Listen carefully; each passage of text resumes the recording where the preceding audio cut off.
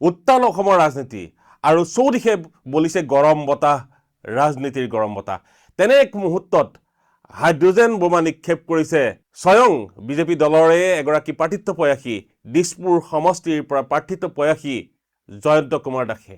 যাৰ এক সুকীয়া নাম আছে, যাৰ দলটোত দখল আছে, সেইগৰাকী দলীয় কৰ্মীক, নেতাক যেতিয়া টিকটৰ পৰা বঞ্চিত কৰা হয়, তেখেত কেনেকুৱা হ'ব পাৰে আপোনালোকে এবাৰ তেখেতৰ বক্তব্য শুনিলে নিজেই বুজি উঠিব। সিংহৰ দৰে গৰ্জন কৰি উঠিছে জয়ন্ত কুমাৰ দাসে। ঐ হিমন্ত বিশ্ব শৰ্মা, দঙম আছে যদি তই তোৰ জালুকবাৰী সমষ্টি এৰি দেখুওৱা, মুখ্যমন্ত্ৰীৰ পদ এৰি দেখুওৱা। সাংঘাতিক কথা। শব্দ এগৰাকী দলীয় নিষ্ঠাৱান কৰ্মীয়ে নিজৰ দলৰে এগৰাকী জ্যেষ্ঠ কৰ্মী, জ্যেষ্ঠ নেতা, সবাতোকৈ শক্তিশালী অসমৰ মুখ্যমন্ত্ৰীগৰাকীক তই সম্বোধন কৰি কথা ক'বলৈ সাহস কৰা এগৰাকী জয়ন্ত কুমাৰ দাসৰ কলিজা কিন্তু কম নহয়। সঁচাই সিংহৰ দৰে গৰজি উঠিছে। আৰু তেখেতে কোৱা প্ৰত্যেকটো কথা, তেখেতে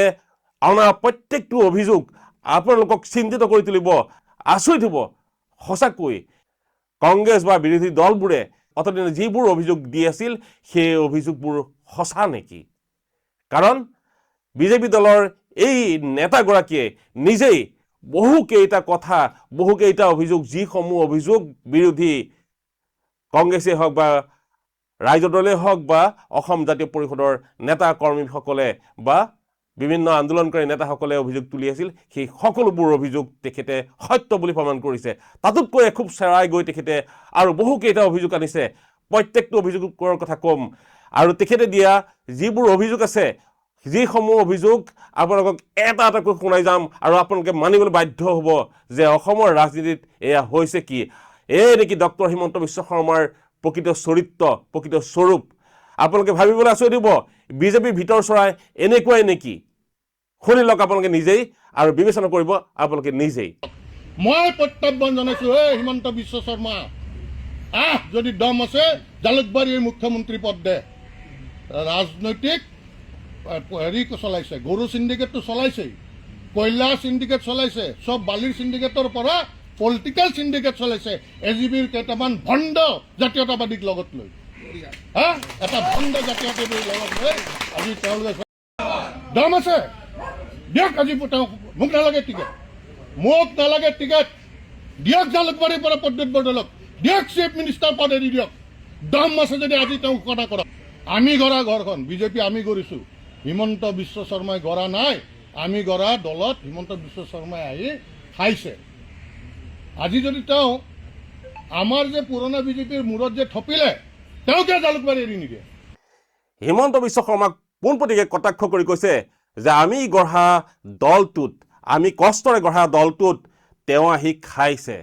মানে তেখেতসকলে গঢ়ি থোৱা দলটোৰ ভাল দিনত আহি হিমন্ত বিশ্ব শৰ্মাই কংগ্ৰেছৰ পৰা আহি কংগ্ৰেছী হিমন্ত বিশ্ব শৰ্মাই বিজেপি দলত এতিয়া সুখ ভোগ কৰিছে। আৰু কৈছে তেখেতে তেখেতৰ নিজৰ সমষ্টি জালুকবাৰী কিয় এৰি নিদিয়ে। আমাৰ পুৰণা বিজেপি কৰ্মীৰ ওপৰত যে আপুনি থাপিলে প্ৰদ্যুৎ বৰদলৈক যদি ইমানে দলত প্ৰয়োজন আছে, তেতিয়াহ'লে আপোনাৰ গাদীখন, আপোনাৰ সমষ্টিটো কিয় এৰি নিদিলে?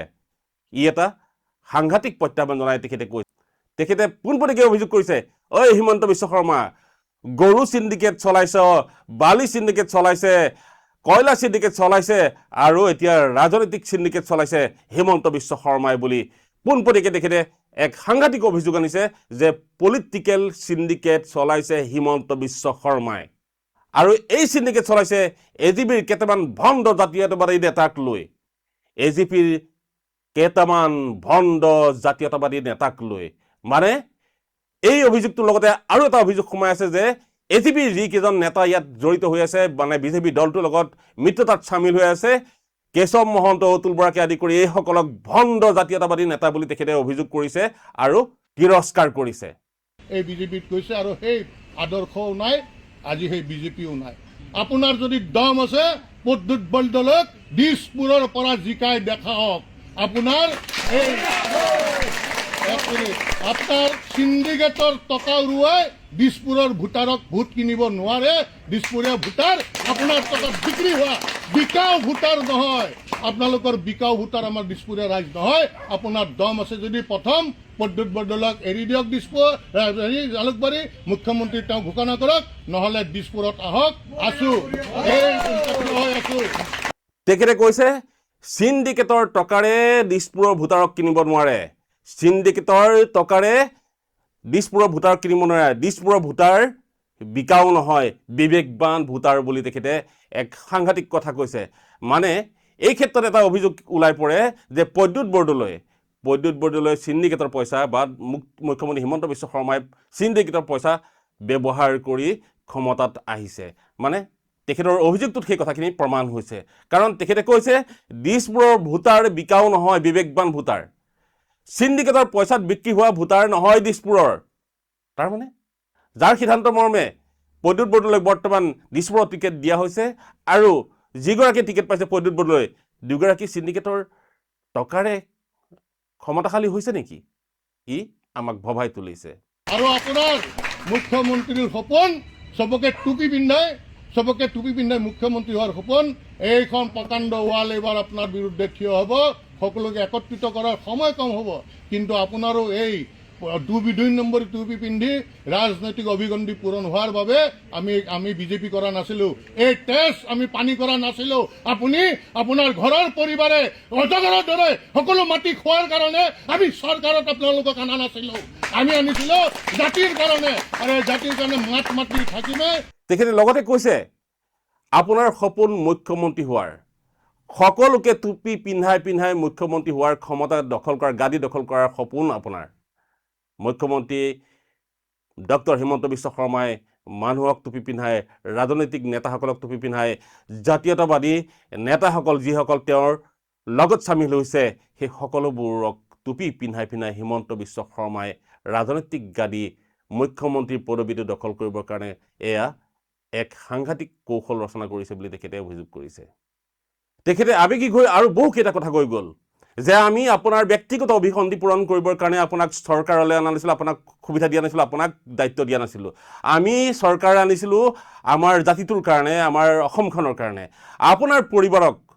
আপোনাৰ পৰিবাৰে মাটি দখল কৰিবৰ কাৰণে মাটি বাজেয়াপ্ত কৰিবৰ কাৰণে আপোনাক আমি দায়িত্ব অৰ্পণ কৰা নাছিলোঁ বা বিজেপিক আমি ক্ষমতালৈ অনা নাছিলোঁ এই অভিযোগকেইটা কিন্তু সাংঘাতিক অভিযোগ এই কথাকেইটা আপোনালোকে মন দি শুনিব কাৰণ স্বয়ং ভিতৰৰ পৰা তেখেতৰ সহযোগী কৰ্মী নেতাই যেতিয়া ক'ব তাকো এগৰাকী প্ৰতিষ্ঠিত নেতা পুৰণা নেতা যাৰ এক প্ৰভাৱ আছে দলটোত সেইগৰাকী নেতাই যেতিয়া পোনপটীয়াকৈ ক'ব মুখ্যমন্ত্ৰী হিমন্ত বিশ্ব শৰ্মাক যে আপোনাৰ ব্যক্তিগত অভিসন্ধি পূৰণৰ কাৰণে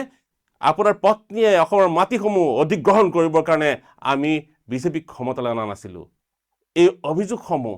বিৰোধী দলে দি আছিল এতিয়া স্বয়ং ভিতৰৰ পৰা এইখিনি কথা যেতিয়া উত্থাপন হৈছে কথাৰ সত্যতা আছে বুলি অসমৰ মানুহে ভাবিব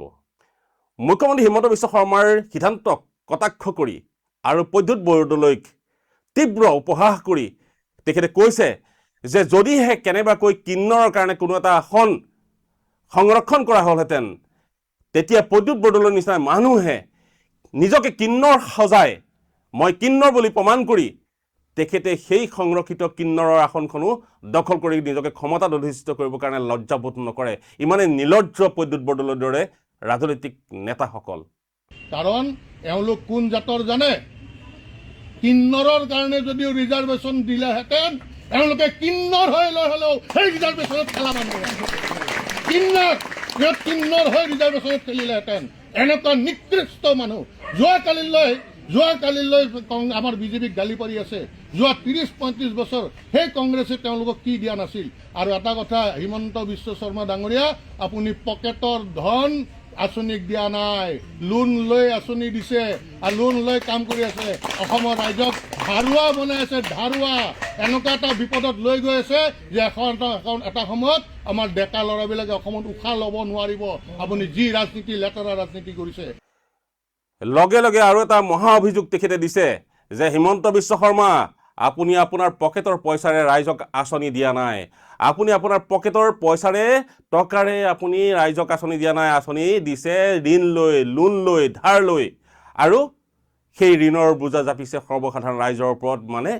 অসমখনৰ ক্ষতি সাধন কৰিছে অসমৰ ৰাইজক বিপদৰ ফালে ঠেলি দিছে সেই অভিযোগটো যিটো অভিযোগ বিৰোধী পক্ষই বাৰে বাৰে দি আহিছে যে অসমত ঋণৰ বোজা অসমৰ ওপৰত ঋণৰ বোজা বহু পৰিমাণে জাপি দিছে আৰু অসমক বিপদৰ ফালে ঠেলি দিছে, যিটো সাধাৰণ মানুহে বুজি পোৱা নাই কি ঋণৰ কথা কৈছে, ক'ৰ পৰা লোন লৈছে, লওক আমি পাব লাগে খালি, আৰু কি ঋণ লোৱা কথা সেই কথাখিনি উপলব্ধি সাধাৰণ ভোটাৰে অনুভৱ নকৰে। কিন্তু এই যে ঋণ লৈ আঁচনিসমূহ ৰূপায়ণ কৰিবৰ কাৰণে তেখেতে আগবাঢ়িছে, সেই ঋণৰ পইচা আমাৰ পৰাই গৈ আছে। কাৰণ আমি চাউল দালি আটাৰ পৰা আৰম্ভ কৰি যিকোনো ঘৰুৱা সামগ্ৰী যেতিয়া আমি কিনিম, যিকোনো দ্ৰব্য আমাৰ প্ৰয়োজনীয় সামগ্ৰী আমি কিনিম, কলমটোৰ পৰা কাগজখনৰ পৰা আৰম্ভ কৰি পিনটোলৈকে যি কিনিম, সকলো বস্তু যেতিয়া দাম বাঢ়িব আৰু সেই দাম আমি যেতিয়া দি দোকান এখনৰ পৰা কিনি আনিম, সেই দামটো মূল্য টেক্সৰ যিটো পইচা, সেই পইচাখিনি চৰকাৰৰ ঘৰলৈ যাব আৰু সেয়া পইচাৰে তেখেতসকলে ঋণ পৰিশোধ কৰিব। অৰ্থাৎ আমি আচলতে পোনপটীয়াকৈ নহয়, পৰোক্ষভাৱে আমি আঁচনিসমূহৰ ধন দি আহিছোঁ। এই আঁচনি ধনসমূহ আমাৰ ৰাইজৰ ফালৰ পৰাই গৈ আছে, কিন্তু সিদ্ধান্ত লৈছে হিমন্ত বিশ্ব শৰ্মাই কাৰ মূৰত মাৰি? সৰ্বসাধাৰণ ৰাইজৰ ওপৰত মাধৱৰ মাৰি। আৰু সেই কথাখিনি সৰ্বসাধাৰণ ৰাইজে বুজি উঠা নাই। কেৱল হিতাধিকাৰীসকলে তেওঁলোকে আঁচনি ধন পাইছে, তেওঁলোক সুখী হৈছে যে এই যে অৰুণোদয়ৰ পৰা আৰম্ভ কৰি বিভিন্ন আঁচনি আহিছে, সেই আঁচনিৰ ধনসমূহ আচলতে আমি কিনা প্ৰত্যেকটো বস্তু, আমি সুবিধা জীয়াই থাকিবৰ কাৰণে যিসমূহ ঔষধৰ পৰা আৰম্ভ কৰি নিতান্ত প্ৰয়োজনীয় দ্ৰব্য সামগ্ৰী আছে, সেইসমূহ আমি ব্যৱহাৰ কৰোঁ, সেইসমূহ ক্ৰয় কৰোঁতে, সেইখিনিতো কিনা বেচা কৰোঁতে, মাটি খাজানা দিওঁতে, এই সকলোবোৰ ক্ষেত্ৰত যেতিয়া আমি অধিক দামত যেতিয়া আমি কিনো, সেই দামটোৰ ওপৰৰ যিখিনি মূল্য, যিখিনি টেক্স বুলি কওঁ আমি, সেই কৰৰ পৰা চৰকাৰে সেই ঋণৰ বোজাখিনি কমাবলৈ যত্ন কৰিব। গতিকে ঋণৰ বোজা কমাবলৈ হ'লে চৰকাৰে নিশ্চয়কৈ বস্তুৰ দাম বঢ়াব লাগিব, আৰু আকাশলংঘী দাম যেতিয়া হ'ব, আমি সাধাৰণ ৰাইজেই মৰিব লাগিব। আঁচনি পোৱা, হিতাধিকাৰী পোৱা সকলো মৰিব, আৰু নোপোৱাসকল যিসকল আছে নিৰপেক্ষ মানুহ, মধ্যবিত্ত শ্ৰেণী, তেওঁলোকো এই ধৰণৰ বোজাত কোঙা হৈ পৰিব। সেই কথাখিনি বিৰোধী বা প্ৰতিপক্ষসকলে কৈ আহিছিল, অভিযোগ দি আহিছিল, কিন্তু সাধাৰণ মানুহে বুজা নাছিল। এতিয়া স্বয়ং বিজেপিৰ দলটোৰ ভিতৰ চৰৰ পৰাই এনেধৰণৰ গুৰুতৰ অভিযোগ আনি তাৰ সত্যতা প্ৰমাণ কৰি দিছে।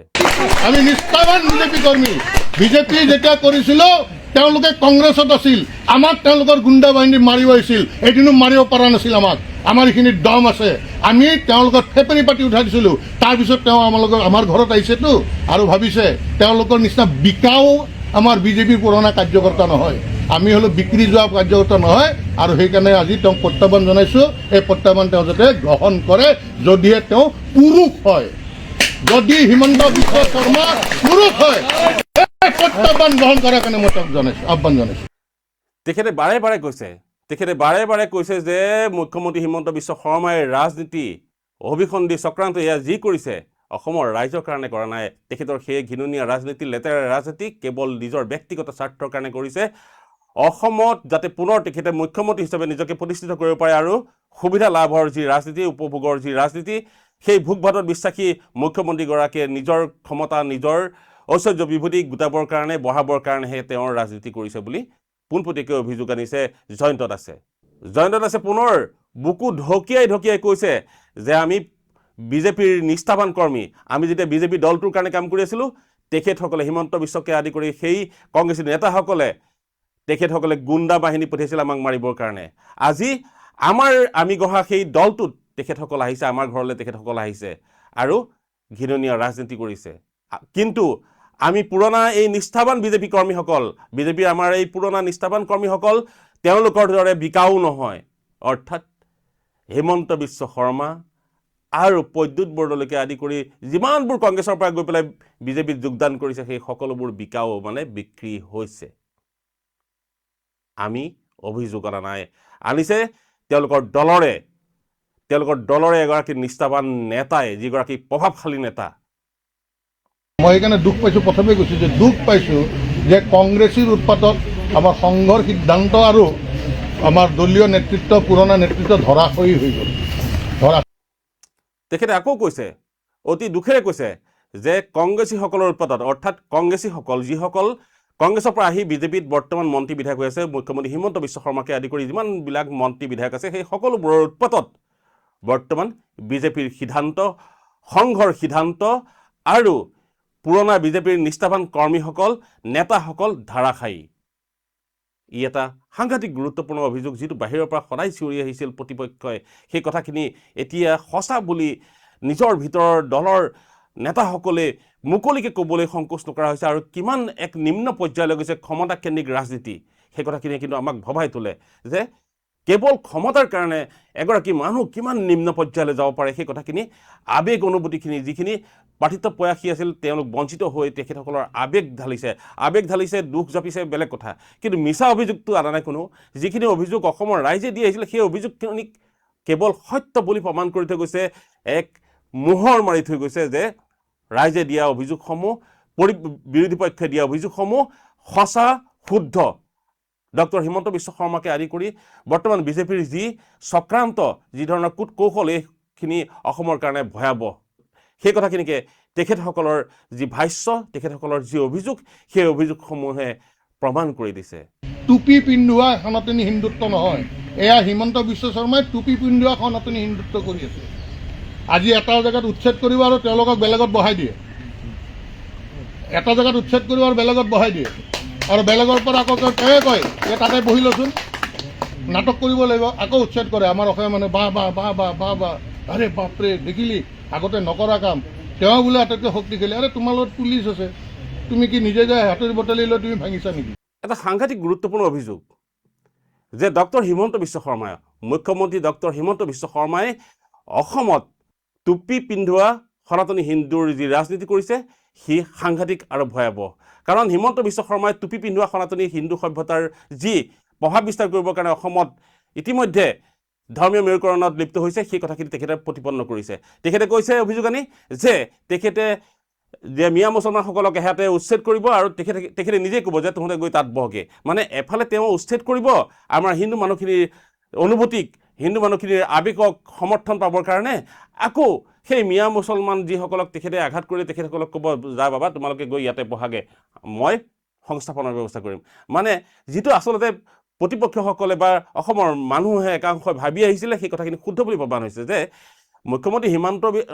হিমন্ত বিশ্ব শৰ্মাই কেৱল টুপি পিন্ধোৱা সনাতনী সভ্যতাৰ আদৰ্শ অসমত দেখুৱাইছে যে তেখেতে আৱেগ আনি দিছে মানুহখিনিৰ মনত যে আমি হিন্দুসকল সুৰক্ষিত হ'বৰ কাৰণে মুছলমান বা মিয়া মুছলমানৰ পৰা আমি আঁতৰত থাকিব লাগিব তেওঁলোকক আমি বৰ্জন কৰিব লাগিব তেওঁলোকক আমাৰ দেশৰ পৰা উঠাই খেদি পঠিয়াব লাগিব সেইটোতো সম্ভৱ নহয় আমাৰ দেশৰ যিসকল স্থায়ী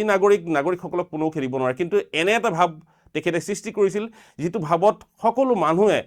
মুছলিম বুলি ক'লে ঘৃণাত নাক কুচোৱা বা মিয়া মুছলমান বুলি ক'লে ঘৃণাত নাক কুচোৱা এটা পৰিৱেশ ৰচনা হৈছিল আৰু সেই সময়ত জয়ন্ত দাসে সেই সত্যটো যিটো নিলজ্জ সত্য সেইটো উদ্ঘাটন কৰি কৈছে বাকী বিৰোধীৰ দৰে তেখেতে একেই সুৰত সুৰ মিলাই কৈছে এয়া দলীয় টিকেটৰ পৰা বঞ্চিত হৈ কৰা খুব নহয় এয়া সত্যৰ বহিঃপ্ৰকাশ যে তেখেতে কৈছে যে হিমন্ত বিশ্ব শৰ্মাই টুপি পিন্ধোৱা সনাতনী সভ্যতাৰ কথা কয় হিন্দু ধৰ্মৰ কথা কয় আৰু সেই প্ৰভাৱত অসমৰ মানুহৰ আৱেগ তেখেতে জয় কৰিছে আৰু সেই আৱেগৰ বশৱৰ্তী হৈ মানুহখিনিয়ে নিজকে হিন্দু বুলি ভাবি যে তেখেতসকল মানুহ অসমীয়া জাতিটো যে মানুহ অসমীয়া জাতি এটা আছিল সেই কথাখিনি পাহৰি নিজকে কেৱল হিন্দু বুলি প্ৰতিপন্ন কৰিবলৈ উঠি পৰি লাগিছে আৰু সেই ঢৌত হিমন্ত বিশ্ব শৰ্মাৰ সকলোতকৈ বেছি লাভ হৈছে সেই কথাখিনি জয়ন্ত দাসে প্ৰমাণ কৰিছে তেখেতে কৈছে যে এফালে তেখেতে উচ্ছেদ কৰিছে আৰু আনফালে নি তেখেতসকলক বহাইছে মানুহক ঠকিছে আৰু অসমীয়া মানুহে ভাবিছে বা আগতে নোহোৱা কাম কৰিছে সাংঘাতিক কাম কৰিছে উচ্ছেদ কৰিছে আমাৰ কাৰণে আমাৰ হিন্দুসকলৰ কাৰণে বহুত ভাল কাম কৰিছে কিন্তু সেয়া যে আমাক টুপি পিন্ধাই আছে সেই কথাখিনি শুদ্ধভাৱে সঠিকভাৱে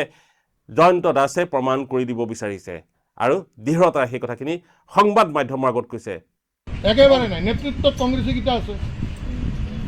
নেতৃত্বত কংগ্ৰেছী আছে ক'ত মূল্যবোধৰ ৰাজনীতি আছে একেবাৰে মূল্যবোধৰ ৰাজনীতি নাই ইয়াত চিণ্ডিকেটৰ ৰাজনীতি কয়লা চিণ্ডিকেট গৰুৰ চিণ্ডিকেট গাড়ীৰ চিণ্ডিকেট আৰু গাড়ীৰ চিণ্ডিকেটৰ লগে লগে সনাতনী কি হিন্দু সনাতনী বিজেপি ইমান বছৰ কৰিলেও সনাতনী কি হিন্দু কি শব্দটো সনাতনী হিন্দু এতিয়াহে এইবিলাক শব্দ নতুনকৈ আহিল আগতেতো আগৰ পৰাতো আমি বিজেপি কৰিছোঁ আমি জন্ম পাওঁতেতো হিন্দুৱে আছিলোঁ এতিয়াওতো হিন্দুৱে হয় মৰিলেতো হিন্দুহে মৰিম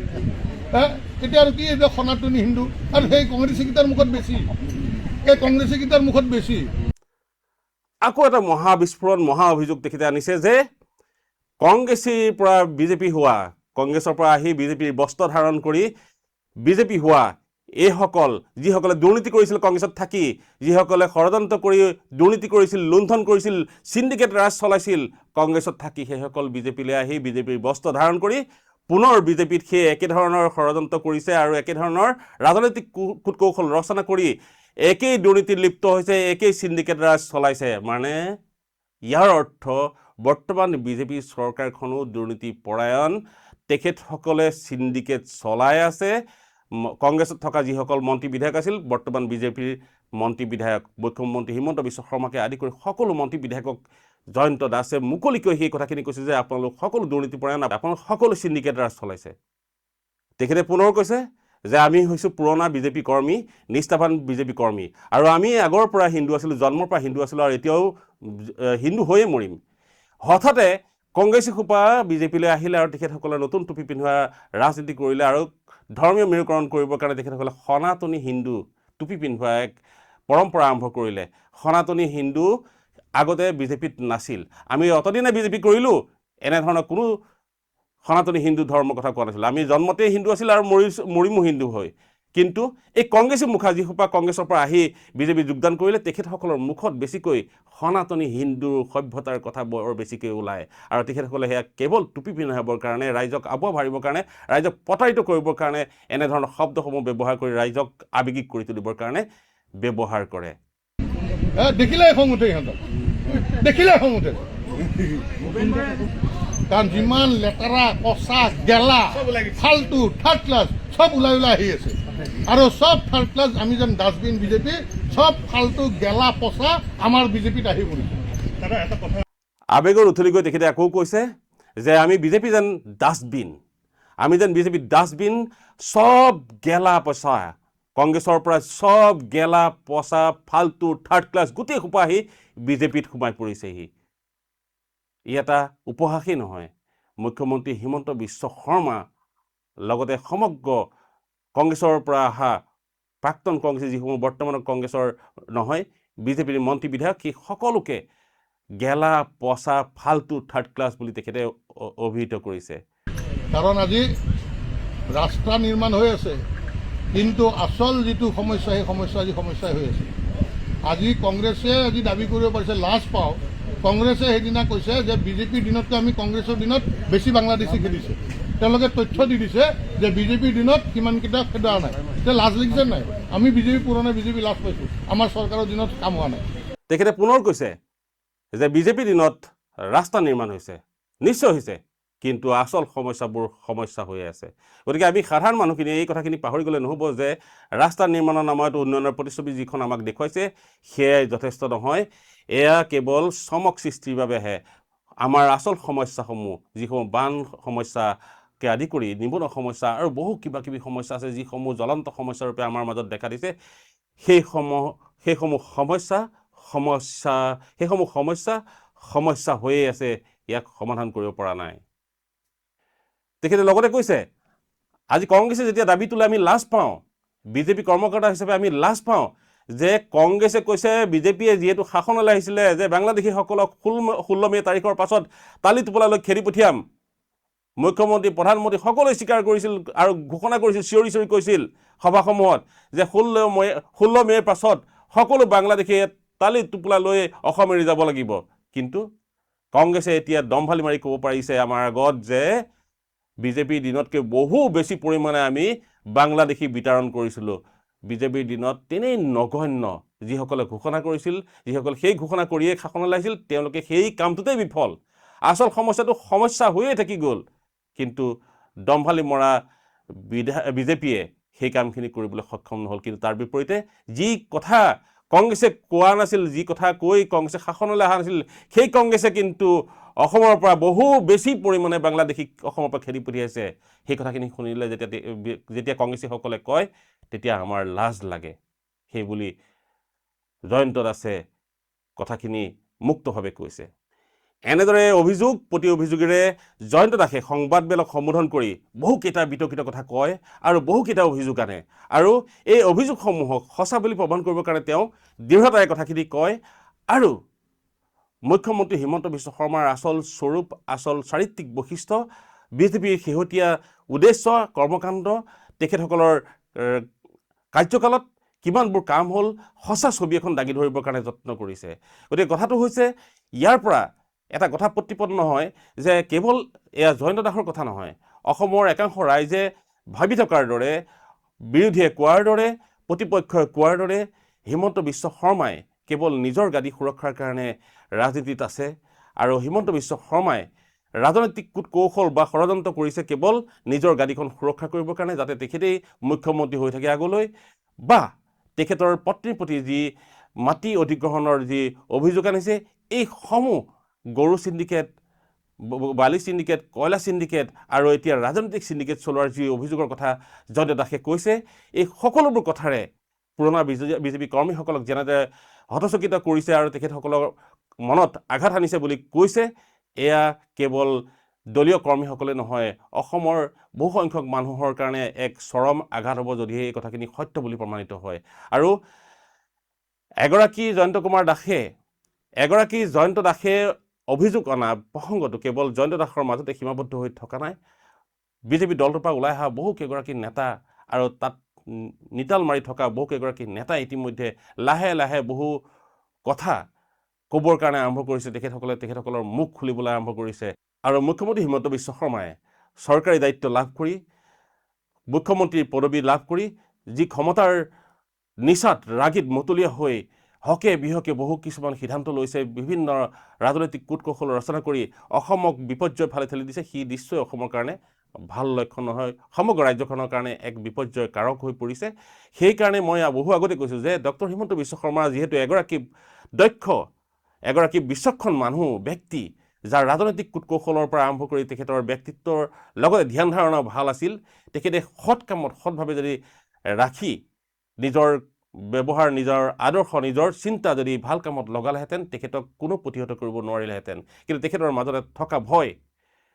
তেখেতৰ মাজত থকা যি ভয় যে মোৰ মুখ্যমন্ত্ৰী পদবীটো হেৰাই যাব নেকি সেইকাৰণে গৌৰৱ গগৈৰ প্ৰতি তেখেতে মহা অভিযোগ আনে তেনেকৈ সৰ্বানন্দ সোণোৱালৰ প্ৰতিও অভিযোগ অনাৰ দৰে যে সৰ্বানন্দ সোণোৱালকো তেখেতে কূটকৌশল ৰচনা কৰি একাষৰীয়া কৰি থৈছে যাতে মুখ্যমন্ত্ৰী পদৰ দাবীদাৰ আন কোনো হ'ব নোৱাৰে তেখেতৰ বাহিৰে তেনেধৰণৰ এক পৰিৱেশ ৰচনা কৰি ৰাজনৈতিক বাতাবৰণটো বিষময় কৰি তোলা বুলি সততে আমাৰ ভাৱ হয় আমি আশা কৰিম এগৰাকী ভাল দক্ষ নেতা হিচাপে মুখ্যমন্ত্ৰী হিমন্ত বিশ্ব শৰ্মাই নহয় সকলো ৰাজনৈতিক নেতাই জনতাক আভুৱা নভৰাকৈ জনতাৰ হিতাৰ্থে বা ৰাজ্যখনৰ হিতৰ কাৰণে সকলোবোৰ সিদ্ধান্ত লওক কিন্তু মানুহক টুপি পিন্ধাই নহয় মানুহক প্ৰতাৰণা কৰি নহয় মানুহক ঠগি নহয় দেখুৱাই আমাক এটা কিবা বেলেগ কৰিব আৰু ভিতৰৰ অন্তৰালত থকা উদ্দেশ্য বেলেগ এটা হাতীৰ দাঁত দেখুৱাবলৈ এটা খাবলৈ এটা এনেকুৱা নহয় আচলতে এনেকুৱা হ'ব নালাগে যে তেখেতে এফালে উচ্ছেদ কৰিছে আৰু পুনৰ সেই উচ্ছেদিত লোকসকলক সংস্থাপন কৰাইছে সেই অভিযোগখিনি বাহিৰৰ ফালৰ পৰা সংবাদ মাধ্যম বা বিৰোধী পক্ষই কৈ আহিছিল কিন্তু এতিয়া দলৰ ভিতৰৰ জ্যেষ্ঠ নেতাসকলে মুকলিকে ক'বলৈ সাহস কৰাটোৱে সেই কথাখিনিক প্ৰতিপন্ন কৰিছে আৰু সেইকাৰণে আমি ভাবোঁ যে এনেধৰণৰ বিষময় ৰাজনীতি বা সামাজিক পৰিস্থিতি এটা বিঘ্নিত কৰিব পৰাকৈ ৰাজনৈতিক বাতাবৰণ আমাক নালাগে আমাক লাগে সুস্থ ৰাজনৈতিক বাতাবৰণ যি বাতাবৰণৰ মাজত থাকি ৰাজনীতি কৰাৰ জৰিয়তে দেশৰ উন্নয়ন হ'ব পাৰে ৰাজ্যৰ উন্নয়ন হ'ব পাৰে আৰু ৰাজ্যবাসীৰ যি মানসিকতা সেই মানসিকতাটো যাতে সুন্দৰ আৰু সঠিক হৈ থাকে নহ'লে আমি এতিয়া দ্বিখণ্ডিত আমি বিভাজিত আৰু আমি বিভাজিত মানুহখিনিয়ে ইজনে সিজনক ঘৃণা কৰিবলৈ আৰম্ভ কৰিছোঁ আৰু পাহৰিবলৈ আৰম্ভ কৰিছোঁ যে আমি মানুহ আমি ভাবিবলৈ আৰম্ভ কৰিছোঁ আমি হিন্দু আমি মুছলিম আমি খ্ৰীষ্টান আমি বেলেগ ধৰ্মৰ লোকসকলক ঘৃণা কৰিবলৈ আৰম্ভ কৰি আমাৰ মাজত বিভাজনৰ যি ভাৱ এই বৰি ভাৱটো আমাৰ সৃষ্টি হৈছে আৰু আমি প্ৰকৃত ধৰ্মৰ পৰা আমি আঁতৰি গৈছোঁ যে আমি ভক্তি কেৱল ঈশ্বৰত ৰখা যি ভক্তি সেই ভক্তিটো আমাৰ ৰাজনৈতিক অস্ত্ৰ হ'বৰ কাৰণে আমি এৰি দিছোঁ আৰু আমি আমাৰ প্ৰকৃত ধৰ্মৰ লগতে কৰ্ম আমি পাহৰি গৈছোঁ আমাৰ কৰ্ম সংস্কৃতি আমাৰ অসমৰ পৰা হেৰাই গৈছেগৈ কেৱল আমি ৰাজনৈতিক নেতাসকলৰ পাছে পাছে দৌৰি আৰু তেওঁলোকৰ চিন্তা ধ্যান ধাৰণাৰ কূটকৌশলৰ মাজত চক্ৰান্তত বলি হৈ শেষত গৈ আমি নিৰুপায় হৈ পৰোৱা অৱশেষত আমি উপায়হীন হৈ তেখেতসকলৰ আমি অনুগামী হৈ জীৱন কটাবলগীয়া হয় কেৱল অনুগামী নহ'ব সমৰ্থকক আমি ক'বলগীয়া একো নাই অন্ধসমৰ্থক কাৰো নহ'ব আৰু অনুগামী হৈ আমাৰ জীৱন যাত্ৰা প্ৰণালীৰ পৰা আঁতৰি যাব নালাগে গতিকে মই ক'ব বিচাৰিছোঁ যে ৰাজনীতিত কোনো শত্ৰু কোনো মিত্ৰ নাইকিয়া কালিৰ শত্ৰুজন আজি মৃত্যু হৈ গৈছে ওপৰত তেওঁলোকে হাজাৰটা বেয়া কথা কৈ শেষত গৈ তেওঁলোকে ইজনে সিজনৰ ওচৰত শৰণাপন্ন হয় আৰু আলিংগন কৰি মৃত্যুতাৰে তেখেতসকলে ক্ষমতা দখল কৰে আমি কি ক্ষমতা পাইছোঁ আমি আঁচনি পাইছোঁ আৰু আমি কি পাইছোঁ যে মিছা প্ৰতিশ্ৰুতি যিসমূহ পূৰণৰ কাৰণে শাসনলৈ আহিল সেই শাসন গাদী পোৱাৰ পাছত যি প্ৰতিশ্ৰুতি দিছিলে সেই প্ৰতিশ্ৰুতি পূৰণত তেওঁলোক ব্যৰ্থ হৈছে তেখেতসকলে আমাক টোপ দিছে টুপি পিন্ধাইছে সৰু সৰু দুই এটা আঁচনি দিছে, সেই আঁচনি আমাৰ কি হ'ব? আমাৰ জীৱন আঁচনি হিতাধিকাৰী হৈ থকাই নে আমি নিজে আত্মনিৰ্ভৰশীল হৈ কৰ্মমুখী হৈ আমাৰ জীৱনটোক আমি নিজেই নিৰূপণ কৰিব পৰা এগৰাকী সঠিক সবল সুস্থ ব্যক্তি হোৱাৰ নাগৰিক হোৱাৰ যিটো সপোন সেইটো হ'ব লাগে আমাৰ। আমি মাহটোৰ মূৰত কেৱল আঁচনি ধনকেইটাৰ কাৰণে বাট চাই থাকিম নে নিজে কৰ্ম কৰি দৈনিক কৰ্ম কৰি আমাৰ নিজৰ বাহুবলৰ ওপৰত বিশ্বাস ৰাখি আমাৰ কৰ্মৰে আমাৰ ধৰ্মৰে আমি নিজৰ জীৱন জিনিম? কোনটো কৰিম আমি? সিদ্ধান্ত আপোনাৰ। সঠিক সময় থাকোঁতেই সঠিক সিদ্ধান্ত লোৱাৰ সময় সমাগত।